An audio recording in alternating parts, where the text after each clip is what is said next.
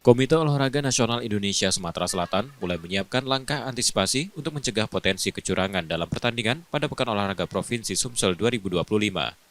Sebagai bagian dari panitia, setiap Pemprov cabang olahraga akan mengirimkan wasit, juri, dan dewan hakim sesuai aturan masing-masing. Mereka diharapkan dapat menjalankan pertandingan secara objektif dan sportif. KONI Sumsel juga akan membentuk dewan hakim khusus di tingkat provinsi.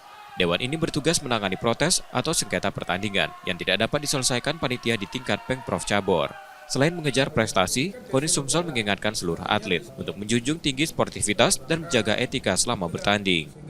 KONI sendiri nanti akan menyiapkan dewan hakim apabila memang masalah protes-protes yang ada di lapangan itu tidak bisa diselesaikan di cabur itu, nanti akan ada komisi banding ya yang ada dipersiapkan di panitia besar di KONI Sumatera Selatan. Jadi ini salah satu langkah kita sehingga perhelatan yang luar biasa ini dapat terlaksana dengan baik, fair play, dan juga tidak berdampak kepada prestasi olahraga secara keseluruhan.